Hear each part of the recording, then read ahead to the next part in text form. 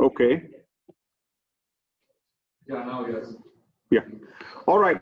So I quickly take you through the website which we use for the official website that we utilize to get the data from the Nordic market, and that is NASDAQ OMX Nordic.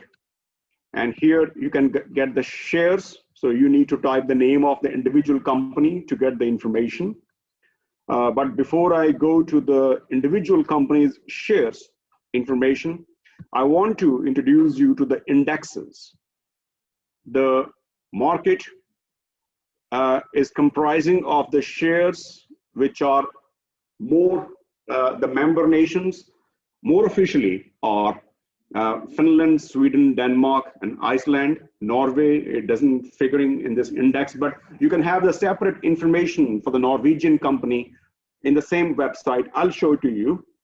But you can see that the most prominent indexes that we use are OMX Nordic 40, which means that the top 40 companies in the Nordic. Tuan, is the screen getting shared now? Yeah. And then we have the Copenhagen 25 companies, the top 25 companies listed in the in Copenhagen Stock Exchange, and then we have 30 big companies listed in Stockholm Exchange, and then we have 25 companies listed in Helsinki Stock Exchange. And you can see which companies are these, the top 25 companies, because we are more interested in Helsinki. So you can see that these are the companies which are the top 25 companies. And you can see that, how do you know they are Finnish companies? Well, it's named they are Finnish companies. But you can see also from the currency, because they all are euro. So because in Finland we use euro. So you can also see from, if you see a name of a company and it says Nordic company, but you want to find the its national origin, then you can see the currency written in front of it.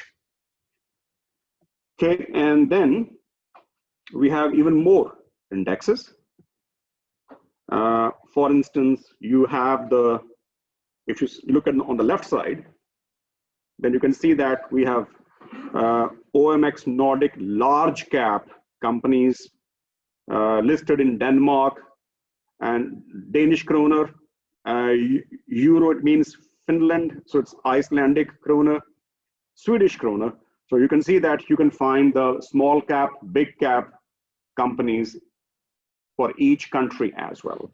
And if you're interested to find more companies, including big, small, medium for the whole Nordic, then you can even check here, NASDAQ OMX Nordic 120. So that includes 120 companies from these 4 or 5 nations. Yeah. So this is a very useful database. I think I have shared somewhere in my slides, but if not, then I would be sharing it through discussion forum. Okay, it's a fantastic database. I would say that I never had any problem in downloading the data historically. And how to download the data? I can give you one example. Then we need to go to the shares. There's a link, shares. And in case I'm interested in getting the data of Finnair, then I can type in. So by the time I'm typing, I can get the recommendations here. And there is a company Finnair OYJ, which means that symbol we use for, like we have LTD, limited, you know, in many countries, you can see such symbols like limited, corp, like in Britain, they call it PLC, public limited company. In Finland, it's OYJ. So, okay, make sense? Yeah. So if I select Finnair, then I can get some data about the today's prices. Basically, today means it's yesterday because there's always a gap of 1 year. Not 1 day, 1 day, basically. So you can see that there is an overview, there is a performance, key ratios. I will not go to that. And if you click this PDF, you can get some more, kind of management opinions about the company and so on and so forth. So it's a couple of pages long PDF, which basically tells about many technical and the other information about the company. But today I will not go to that side. My objective is something else. I want to get today historical prices. So today my objective is to get historical prices so that we don't just listen to what the other people are saying about the company, but we can also do some basic analysis on our own. Okay. So if I click historical prices, unfortunately I have to type the name of the company once again. Finnair, no problem. It comes. Then I can choose the date. Let's say the date says from 17th of August by default, from 6th to 16th of September, that is yesterday. 1 month is not enough to make some decision. So what I do, you can customize it. Look at the cursor. I change to last 6 years. So I don't change the dates, it doesn't matter, but at least I can change the year. So I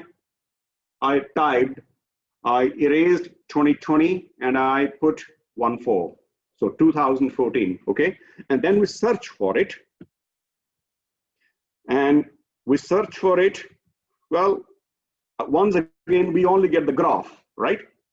But what we can get here is that download to CSV.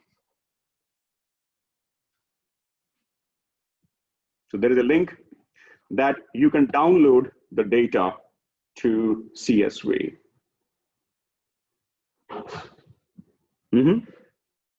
All good? Yeah? Okay.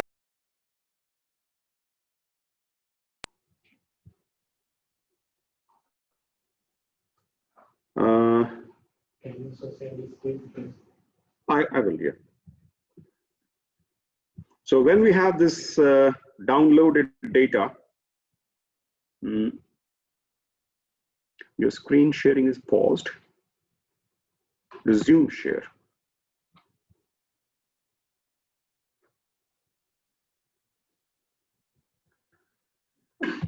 Or I stop sharing it first and then reshare it. I guess now you can see on the screen as well. Can you? Yeah, it's good. Okay, now you can see that we have the data in the decreasing order, in the descending order. You can see that the latest to the oldest data. Make sense? And without seeing it, without going all the way down to the spreadsheet, normally, I think I mentioned you that generally we have 250 working days in a year in the stock market. So because we took 6 years data, yeah, so 250 multiplied by 6 is 1,500. So I have a hint, I have a clue that the total number of rows of data should be 1,500 approximately. There could be some plus minus, let's check. So if I go down, I can see that we have 1,529. So if I minus the first row, so we have 1,528 observations. So there are 1,528 trading days in 6 years. So as I said, that my average rule of thumb is 250 days a year is okay. Yeah. So,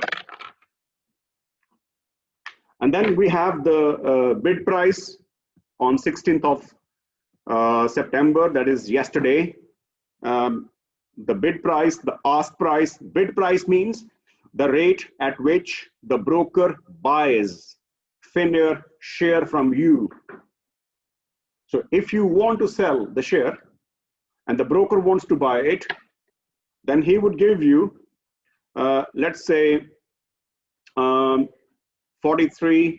Let's say if you buy 1 share, if you buy 2 shares, okay, oh no, if you buy 10 shares, or if you sell 10 shares and the broker buy from you, for 10 shares, he will give you €4.39. Because see, it's 0.439 for 1 share. And this is in euro, yeah? So 0.439. So it's 1 share. So if you are selling 10 shares and the broker is buying 10 shares from you, then you can say that it's 4.39. Okay? But if you look at the ask price, this is the price at which you buy from the broker and the broker sells. Bid means buying, ask means selling, but bid and ask is from the broker's point of view, not from your point of view. So you sell, the broker buys, you buy, the broker sells. Ask. And you can see that the ask price is a little bit bigger than the bid price. After all, he has to earn some money, his commission. Have you seen a shop which buys something expensive and sells cheaper? Well, soon it will become bankrupt. So the ask price is always higher than the bid price. But my word of caution to you is that when I say buyer and seller from the broker's point of view. Okay, bid means buyer. Who buys? You? No, broker buys. It means then you are a seller. Ask means seller. Who sells? You? No, the broker sells. It means you are a buyer. And the difference between ask and bid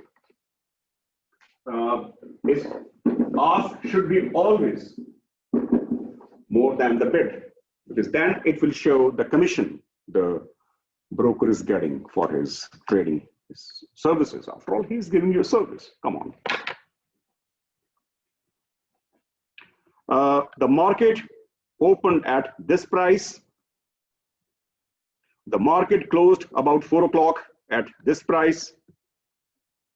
During the day, the price went up to this level, and during the day, the price went down to this level. Okay, so this shows closing, opening, highest, lowest during the day, the range you could get. Closing price, average price is totally nonsensical. I never use it. It doesn't tell anything. It means the average during the day. So what sense does it make? For me, the most relevant price, if I have to analyze the data, I would make all the analysis based on the closing price. Remember it. So for me, if I have to pick up the most important column of the stock price of Finnair, 16th of September, this is the most important column for me. This is the most important column for me. The rest all I can actually get rid of. Okay, all good? Of course, you want to compare the Finnair's performance with the index, don't you? And then we take some index. And if I have to take the index, I have to go back to the website of NASDAQ OMX Nordic. So what I'm going to do is I'm going back to the the website which we had before. Let's close it.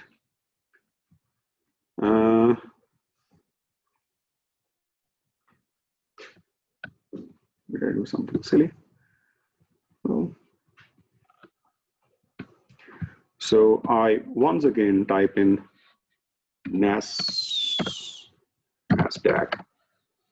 OMX Nordic, and this time I go to the index. And can you see the, if you don't see it, I'll share it, no problem. I'll be conscious now onwards that every time I do something, I double check. Can you see the screen? Yeah. Is it visible? Now we go to index, okay? It's already on index. So now I actually go to, let's say, we will have a discussion some other time which index is relevant, but let's say that I want to compare the Finnair's performance with the rest of the Finnish companies. So then I take OMX Helsinki 25 index. So here I'm taking the index because I don't want to compare Finnair's performance vis-a-vis the Nordic companies, the big, small, large, whatever, but I want to compare the performance of the Finnair with the rest of the Finnish companies. So then I take purely top 25 companies of Finland listed in Helsinki Stock Exchange. Once again, I can get the historical prices. Yeah. And I try that I have the same dates so that there's no confusion. As far as I remember, we started from 16th of August. No, what is 17th? I changed the date actually. And was it same 6 years? So 2014, yeah. So I change it to 2014. And then I keep this date same because I can't get today's data. And then I search for it. And then I download to CSV. I just double check that now then, oh no, this is something silly. It looks something else.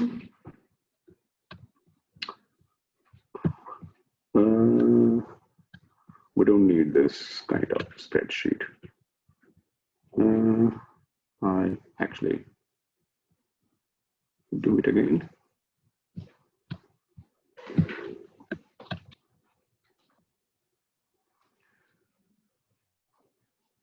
So we have all the data till what if I save now in the spreadsheet? Search and then download to CSV.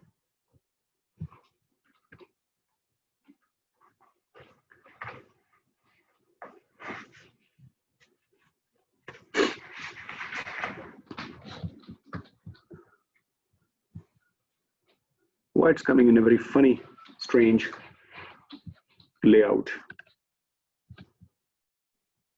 The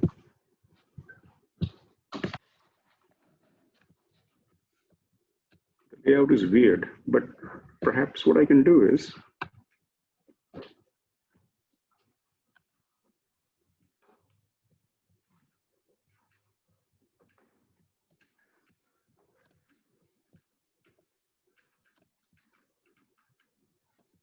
let me try again. If not, if it doesn't work, then I will do the other technique. Which other technique? I will not disclose it yet.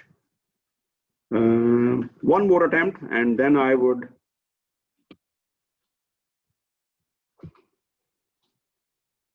no, it's not going to work. So I have to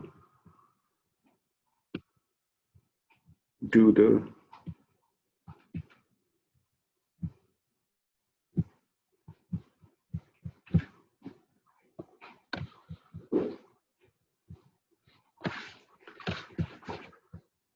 I'm pausing it for some time. Please remind me that I paused it so that I can select it like this all the way.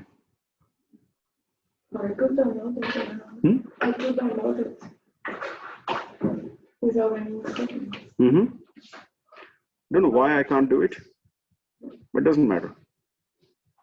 It will not take too much time. So it's only 6 years, so not a big deal.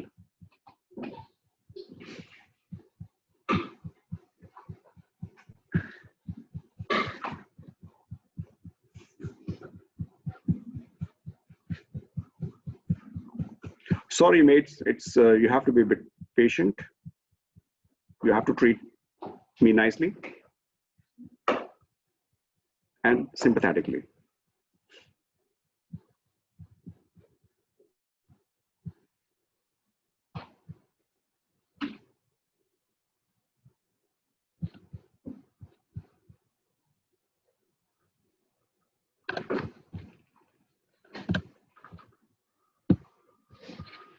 So we go to this.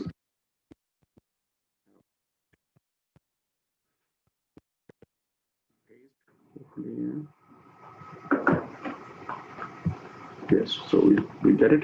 So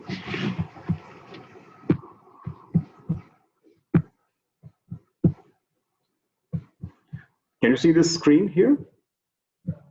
No. Hmm? No.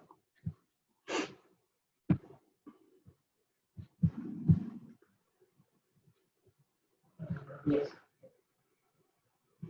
So it's getting recorded. Pause recording here. So it's going on. That's a good thing. So we see that this is the 4397 is the closing price of the index.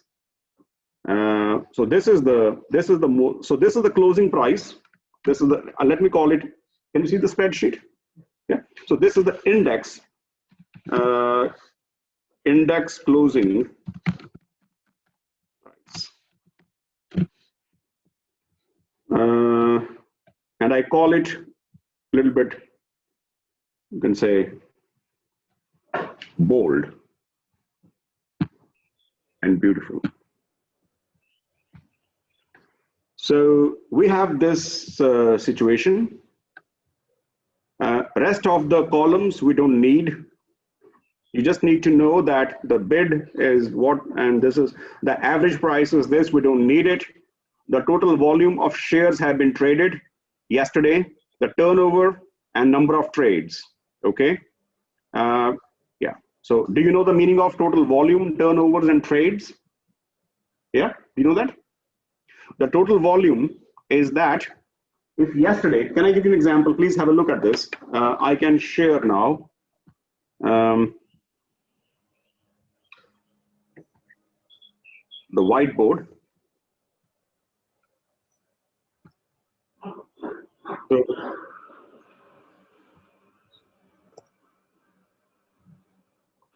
yesterday, for example,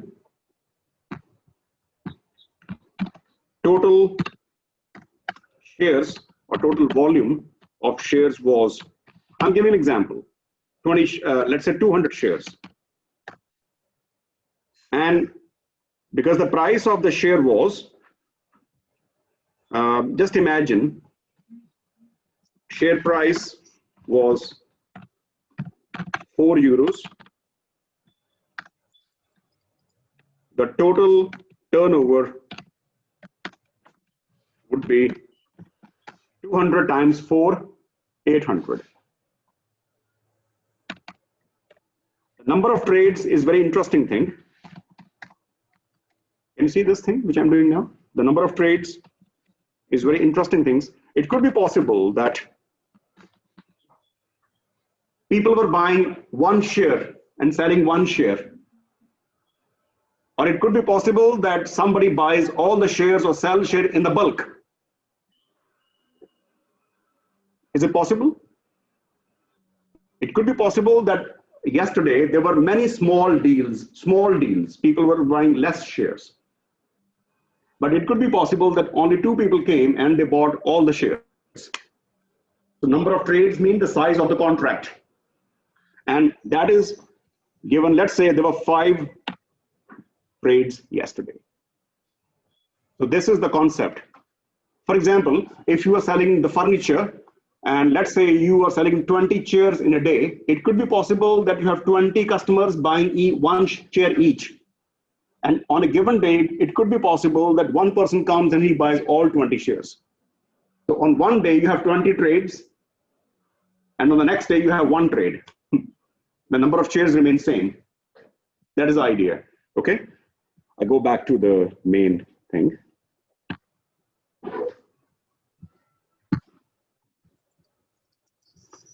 So are we back in the spreadsheet? I think so. Yeah, so this is how we carried on with this. Now there would be, and then I can get rid of all the other unnecessary columns. We don't need, they can confuse us. So let's delete them. And the same way, there is no use of trading anything. We just need one column for the index also. So this is also delete. And then this is also delete basically. So this is the closing price of what? Of Finnair.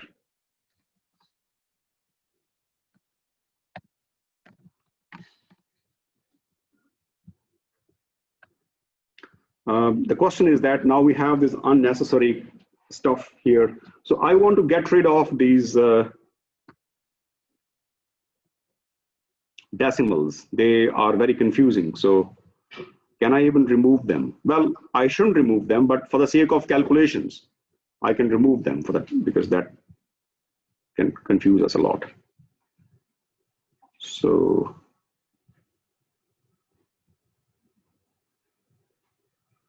okay, so if I actually go to format and I use numbers and I say no decimal, I can live without decimals. So then basically and if I want to select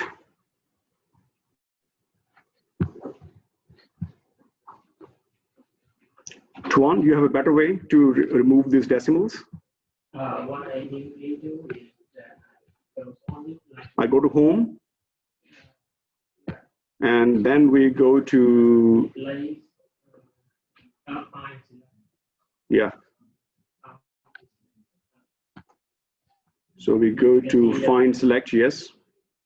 The thing is that these windows are really bothering me because I can't move my hands freely. So if I go to home and then there is a find and select and we replace and so we replace decimal.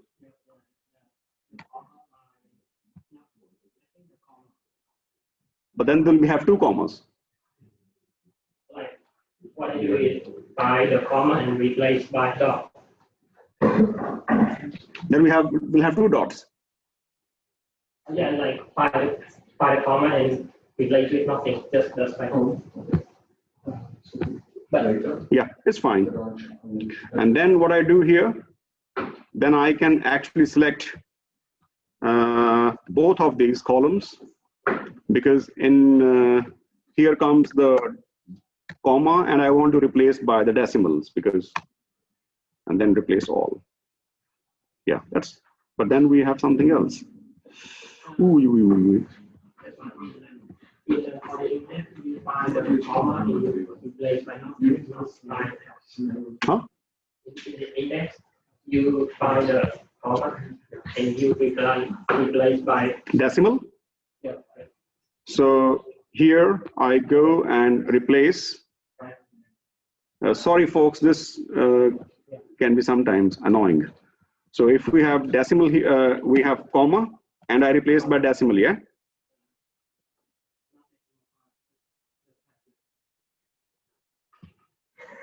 Yeah, that's it. And the other thing you Is that here I replace the comma by the dot. yeah. Even though this index closing price value has become very big, but that will not make any change. So don't get scared. So nothing wrong will happen to it. I'll tell you why. Then we replace by decimal.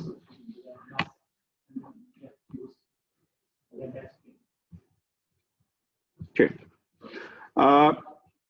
We agreed, we discussed a few days ago that we never go by the absolute price. We always go by the relative price. Okay, so that's why even this number has become very big. It doesn't make us any difference because we will find the ratio. You see what? If you are getting 3 euros yesterday and today you get 4 euros, what is your rate of growth? If yesterday you were getting 3 euros and today you are getting 4 euros, what is the rate of growth? Let's put it this way. I can make your calculation simple. Yesterday you were getting 4 euros. Today you get 8 euros. What is the rate of growth?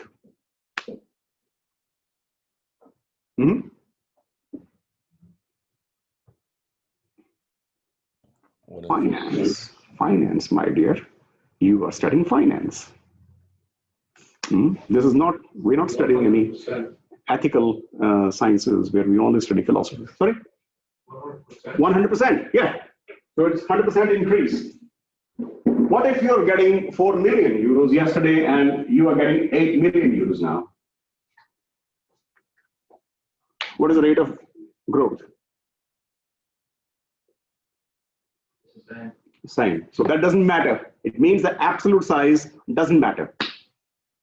So therefore, we only look for the relative increase, not the absolute increase. Here, you get absolute increase 4 euros yesterday, and today you get absolute increase 4 million euros. Goodness me, 4 millions are much bigger than 4 euros.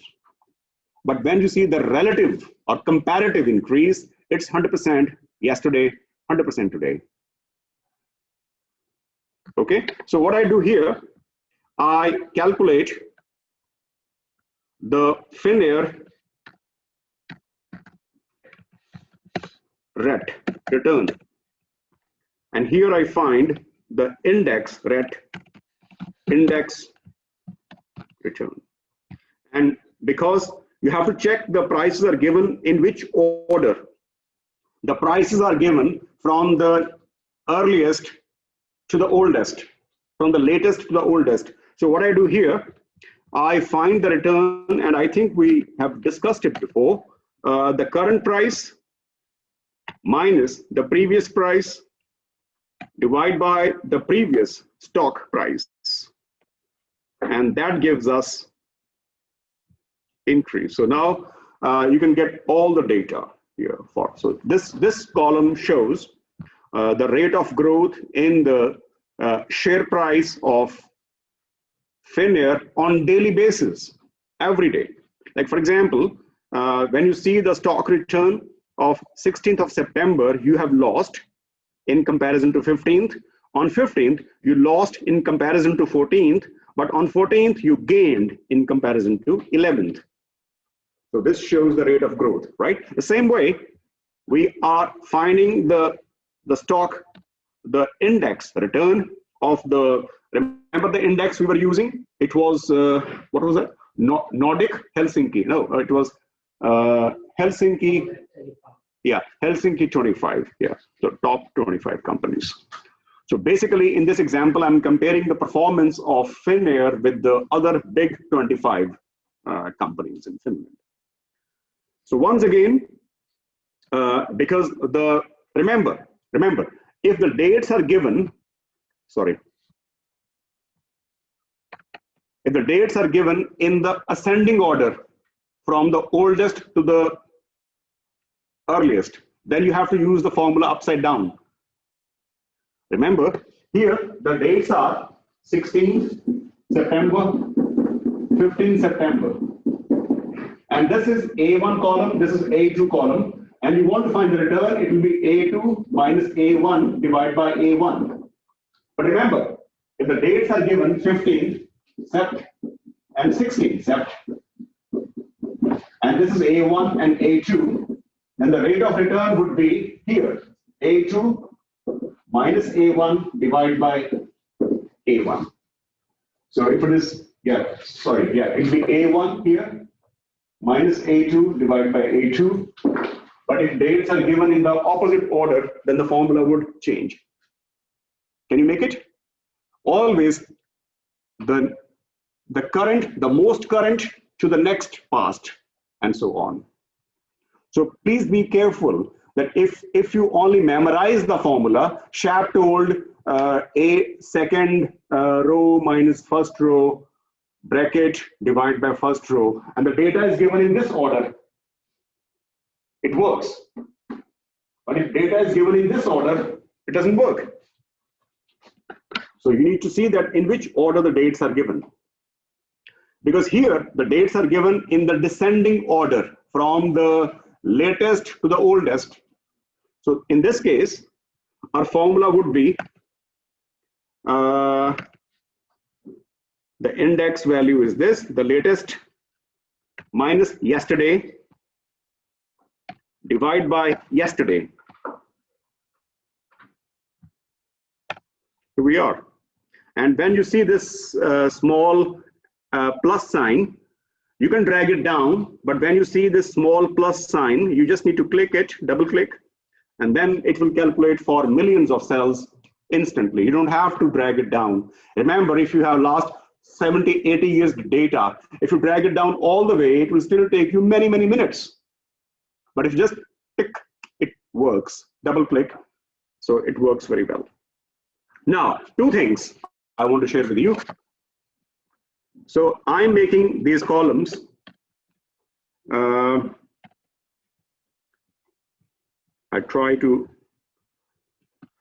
finish it off in time. Sorry, so that it's more visible. Just zooming in. This is Finnair. And this is the index. This is the return, and this is the risk. I deliberately left one row empty. Return is, do you know how many cells we had? We had 1529 in, because including the title, so 1529. Okay, so what I do here, my return is here. So what I do, I say average. Now see what I'm doing now. Be very particular. Look, average. Finnair's column is D2 to D1529.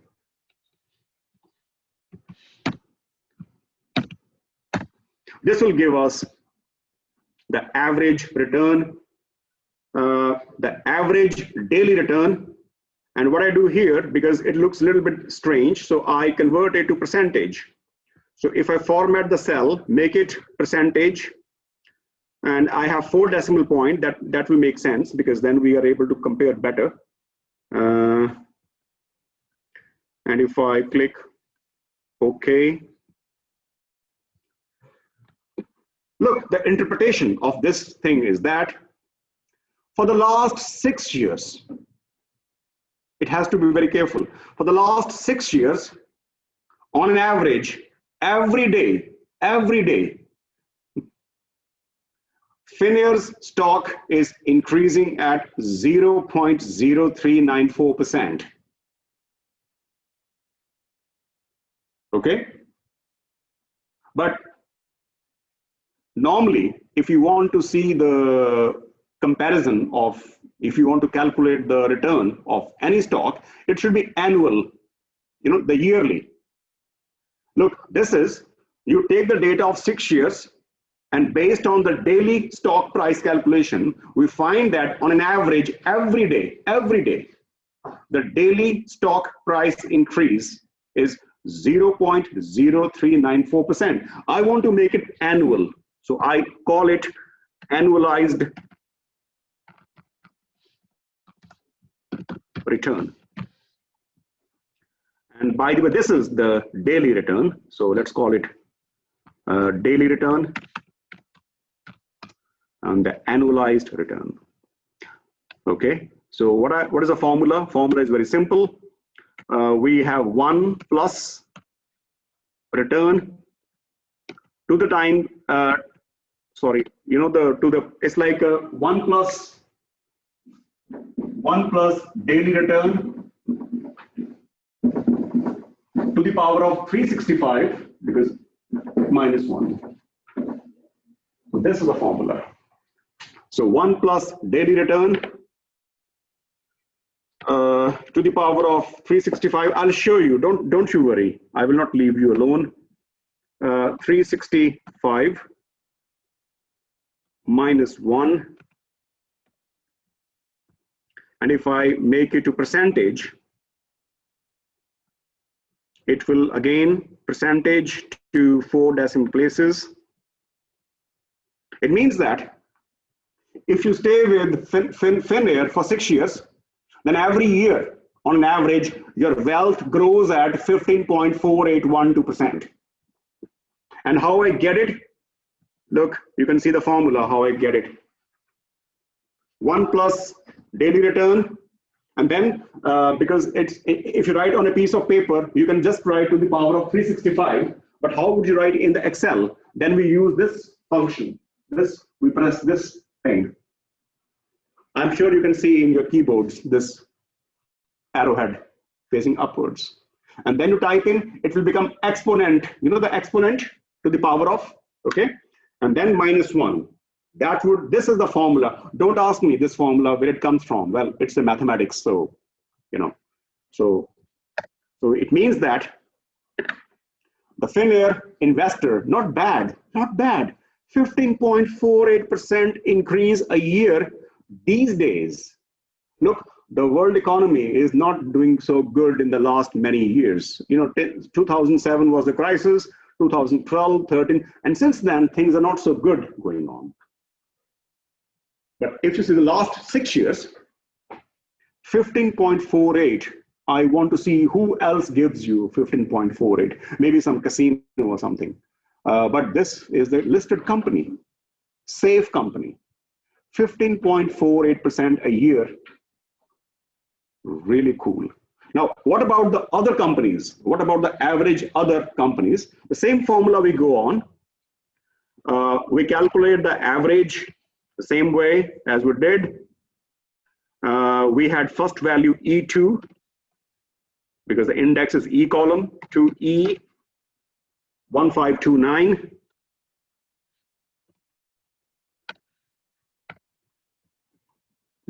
Don't we have 1529?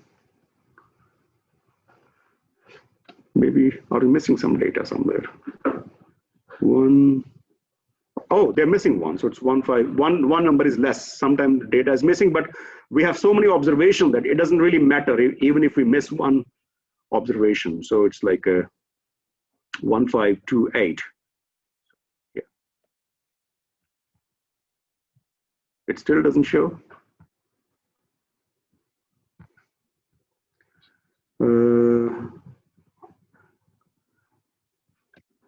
I have to check if there is anything unusual about this E column.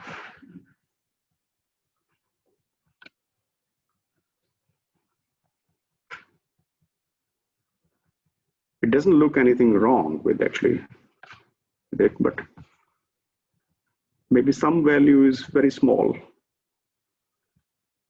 So we can call it, let's say 0, for instance. Because if the value is negative and it's an exponent, then the value is too small to be included. And this also we can get rid of. Now let's see what happens.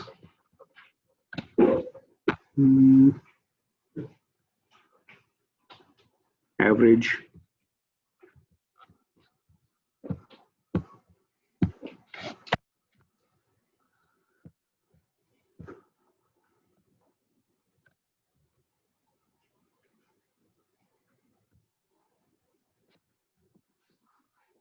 Oh, I don't know what's wrong with this.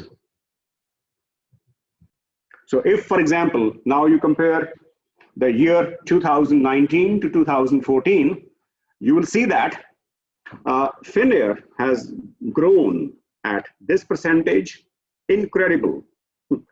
And the rest of the companies in the index, their average growth was 5.1283%. And then very quickly, we can also calculate the risk, because if you only talk about the return, you are not seeing the real picture. The real picture is the risk. And when I see the risk of Finnair,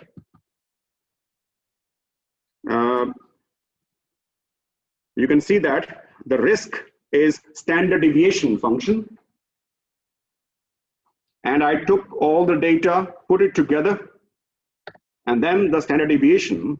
It means that this standard deviation is a daily. Remember, it's daily. Okay, you know why daily? Because we took the daily stock price data. So even the risk would be daily. But traditionally, we are accustomed of writing the percentage in the annual terms, yearly terms.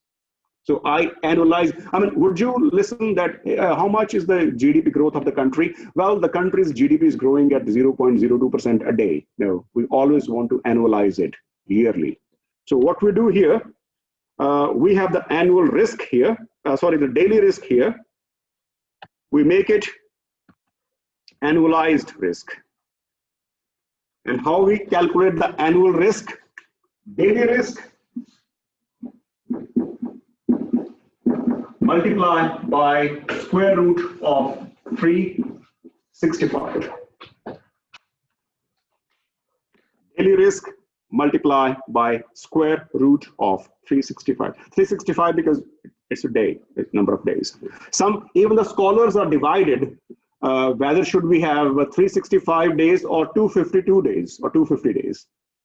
Because the trading days are, some people say that, hey, calculate risk return for the whole calendar year. But some people say that, no, don't calculate the calendar year, calculate the trading days. Trading days, as I said, is 250. Some people say that don't take 250, but take 252. Why 252? Because 252 is divisible by 7. So you can say that on an average, we have 36 weeks a year, trading weeks. Whichever way, it doesn't matter. As long as you are consistently following the same formula. If you calculate return by 365 and risk by 252, then it's wrong. You have to be consistent. So the annualized risk on Finnair's stock is 45 percentage, whatever. And then we also calculate the risk of you are facing on the index value. Okay, but once again, this risk is daily risk, and we can annualize it like this. The daily risk, which is a G9, average daily risk multiplied by square root of 365. That will give us 19.6140. This data is a random data because I chose randomly which year, which date I chose, But one thing is what one result is fitting in the theory is that if you earn more, if you earn more on Finnair than rest of the market, then you also be ready to face more risk than rest of the market. So when you compare this value, with this value, it looks that in terms of return, Finnair has by a big margin, outperformed the rest of the market. But when you look at the risk on Finnair stock is also by large than the rest of the market. This is an absolute truth. Absolute truth. But the question is, how much risk for a given return and how much return for a given risk? Now, that I do here is that I divide Finnair's return by Finnair's risk. I divide Finnair's return by Finnair's risk, and I also divide market's total index return with the index risk. For every 1 unit of risk, my return from Finnair is 1.022 times. Whereas for the 1 unit of risk, my return from the market is 0.261.